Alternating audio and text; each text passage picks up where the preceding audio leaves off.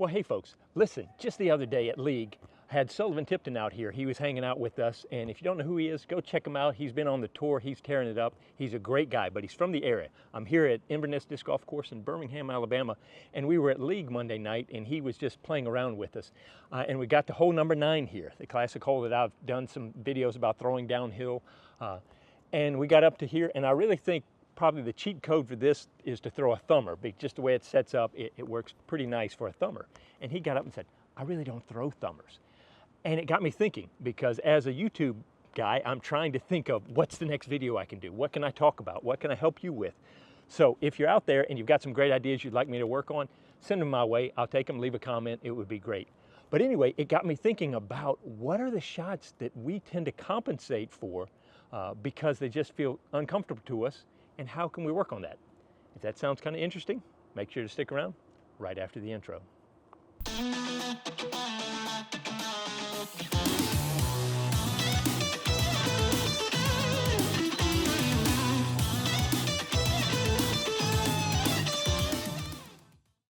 Okay, just like Sully, I bet we all kind of have a certain section of throws or one type of throw that we try to avoid, or we just don't work on because it feels weird, or we just haven't had good success with it. And I think I've touched on this on some other videos. Let's face it, I'm getting old. They're all kind of merging together. So forgive me if I've touched on this a little bit on some other things, but I think this is important. We tend to like certain shots, and we will use those shots, sometimes to the detriment of some other shots, even if it's a harder shot, because we feel more confident with it. I'm about to take you over to hole number 7 over here at Inverness and show you one of my big gaps in my game that I keep avoiding.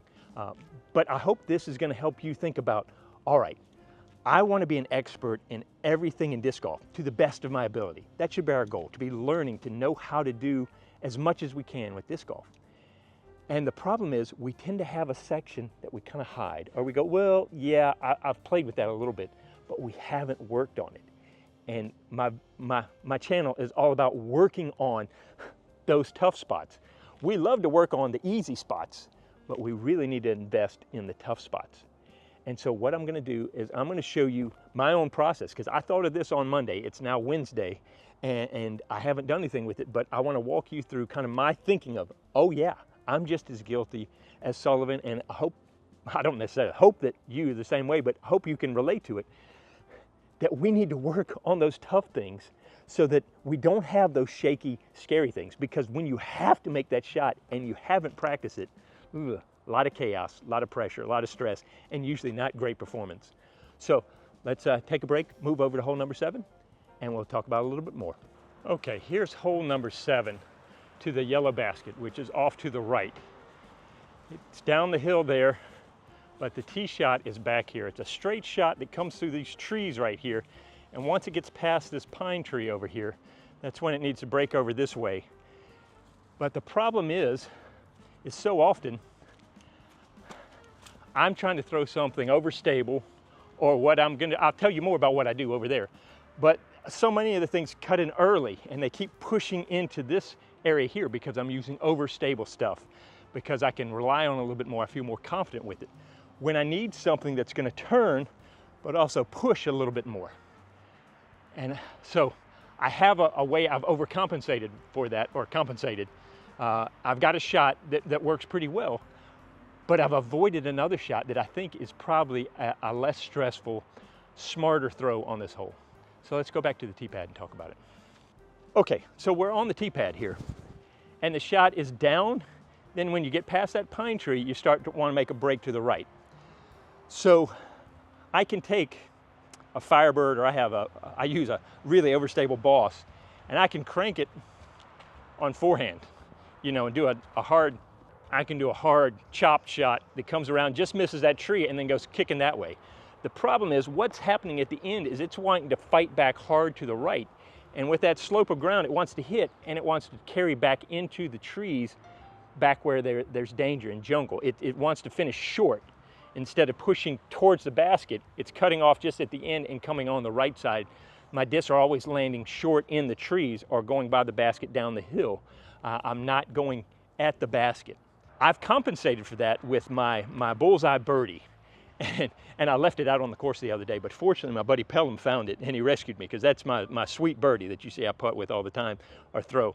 But it is that beat birdie that all I do is, because I don't want to throw a flip up forehand, I want to avoid my forehand, I've been trying to avoid it, I come out here and I take my birdie and I rip it as hard as I can at that pine tree up high, and then it's going to start breaking and carry towards the basket.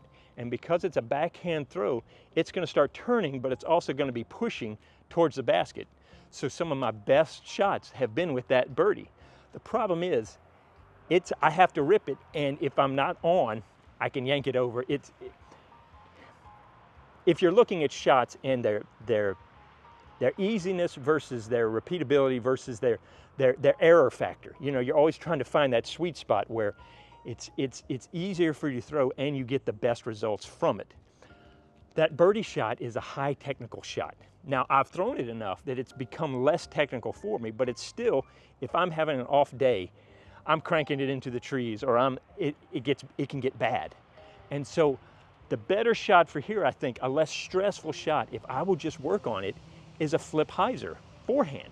I love my flip hyzer backhands, but for some reason I avoid the forehands. It's like I got in my head I can only do overstable forehands, and I'm not doing a lot of understable forehands. And so that's where I need to work. And so that's what we're out here today to do, is to look at it and start the process of becoming better at flip forehands. Also, before I throw too many of these, I need to go get my elbow brace, but I'm gonna throw one just to kind of demonstrate, and then we'll go to the field. So ideally, if I throw this right, see, because I've been throwing overstable and cranking out here for it to just dive hard to the right, but I need it to go straight longer before it makes that final finish. So if I figure out the disc and the throw, I throw it on hyzer, let it go out, pop up, ride straight, but then it fades at the end right when I need it to and starts carrying down the hill, but it gets past all the trees and can get to the basket. So I really think a flip forehand is the shot for this hole. Just got off work. This is my first throw, so this could be terrible. So you might want to close your eyes. I better do a bright one in case. By the way, using the Remix Spartans, I've got 12 of them to practice my flip up, and I've bought some other Valkyries and stuff like that. But this is when it really comes in handy to have a batch of discs that you can work on, all the same disc. All right, that's my release right here. Right here, Pete.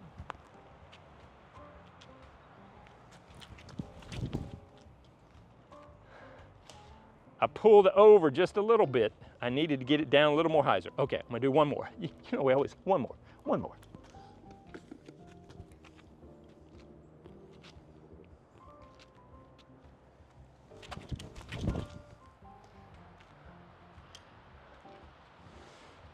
All right, well, I'm consistent.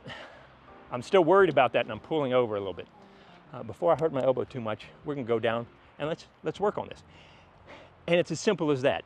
Figure out a shot that's eating your lunch. This hole, when I step up here, I'm always in angst. Should I throw the backhand? Should I try a forehand?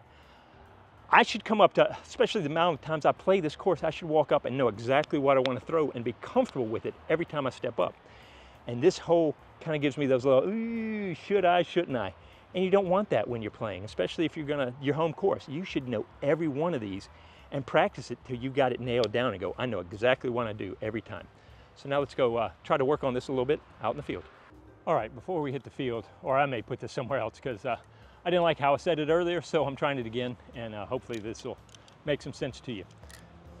All right, I just picked up the #1 tag at League last night, and this is the tag for last year. I finished up with #1 in League here. Now, I could easily lose this next week, but I brought these out not to brag, but to say, I'm currently playing pretty well, even with all the banged up stuff or whatever. I'm 54, I don't have a lot to prove. I could just kind of come out here and play and have fun and be happy with my game. But I want to push myself. I want to be a lifetime learner. And heck, as a matter of fact, doing these videos has pushed me to kind of understand my game so I can help your game out more. And I feel like I've learned more in the past 2 years than I have in the first 28 years in a lot of ways. I'm figuring more things out about the game and about myself out here. And so I brought these out just to remind you guys that you always want to be pushing yourself to grow. because there's joy in growth. There's inertia and there's an emotional feedback loop in growth. Now, it stinks in that you're spending time doing things that aren't that fun, like practicing and field work and stuff like that. But when you can look at where you were a year ago to where you are now, if you've put in the work, there's a joy and there's a, yeah, keep going kind of thing. And that's what I want to do with these videos. I want to encourage you, keep going. Take one thing and work on it, and then take another thing and work on it. Especially those things that we know there are areas in our game that we should work on, that we keep going, I'll do that later. Well, let's do it today. Let's start today, even if it's just making the step to figure out what that training is and put it in your phone or put it on the wall. Say, I'm gonna start working on my flip up forehand, and then let's start doing it. Because I want us all to be able to look back a year from now and say, I'm better than I was last year. So I hope that makes sense. We could rest where we are, but let's have fun growing to the next level. All right, let's go to the field. All right, so Pete, why are you practicing out in the field instead of on that hole? If that's a hole that you're needing to work on, why not stay right there on that hole? And I could, because that would definitely help me hone in that hole, but I'm working on a shot that I can use on that hole. And a couple things are going on there. First of all, a lot of trees, ricochets, you could lose your disc. As a matter of fact, I threw 3 and it took me 10 minutes to find the third one because ricochet. But also people are gonna be playing through there and I don't wanna interrupt them. I don't wanna always be looking over my shoulder. But a field like this is great because you can basically set up whatever shot you want. So I can recreate this shot, and that's the basket out there. And so I'm throwing out here and letting it fall over that way. So I'm recreating the hole out here in the open where I can track it better. I don't have the trees to block my view as it finishes up at the end. It just makes better sense. Plus it'll be faster for me to be able to pick those up. And so use what you have. Sometimes you just can't work on a certain hole there, but you can make up a hole in an open field if you've got it. So my goal is I'm wanting to really, it's on angle, have it go out straight and then finish back to the right. And so I'm trying to get a nice hyzer flip with the throw. Now, the distance to the basket on hole number 7 is 267, and I've got this about 245-ish, 240, maybe a little bit shorter, but that's also, the end of it is downhill, so it averages out about the same. Plus, I don't need to have to crank exactly the exact same distance to work on the shot. I just need to recreate it so I can work on honing in that shot.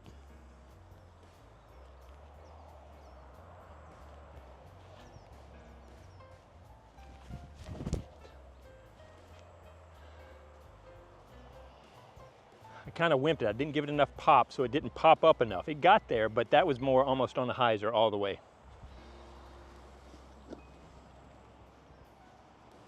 A little flatter, a little more pop, Pete. Nice and straight.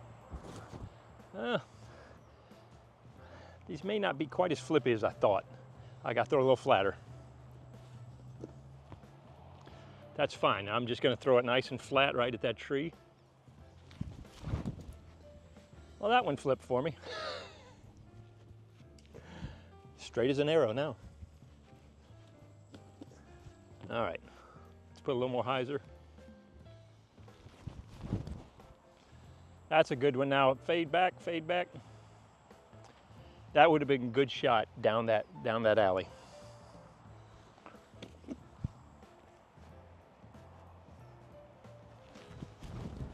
Nope, I dropped on that one.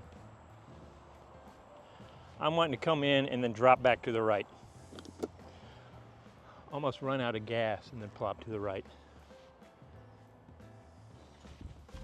No,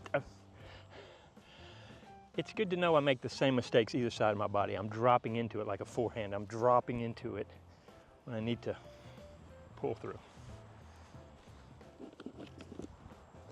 Okay, a little flatter. That's better. Now come on.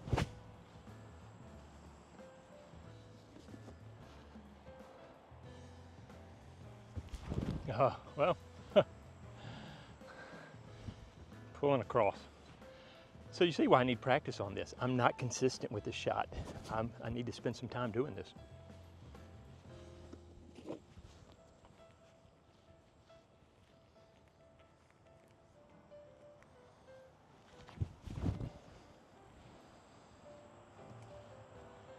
Yep, I really like that one, not just because I hit the pole, but I got a good release on that one.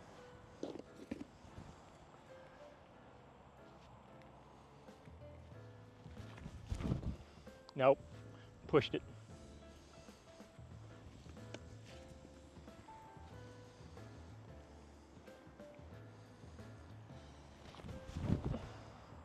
Flip up, ride, and then smooth on around. Yep.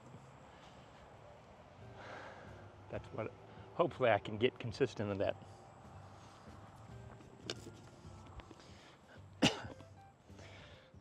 Not like I'm ever gonna lose this black beauty. That's gonna disappear into the woods and I'll never see it.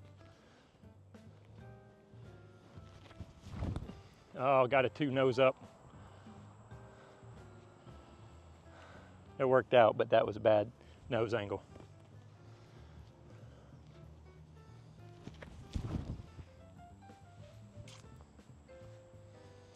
They're not bad shots, I'm just not engaged just right. So, I'm not gonna keep you out here watching me do this over and over again. The bottom line is, we have shots in our head that we know we avoid, and we will figure out ways not to throw those shots. And those may be the very things we need to work on. So hopefully my encouragement to you today is, let's try to work on those. It'll make you feel better. We lied to ourselves that those things don't get in and weigh on us, but our body feels it, our emotions feel it when we know we're kind of cheating ourselves and we're taking shortcuts, when the true answer is our body wants to figure it out so that we can be free to make the shots that we need to. Anyway, that's my philosophy for today. I hope that helps. I so appreciate you coming along with me. Please like and subscribe if you haven't, and I hope to see you out on the course.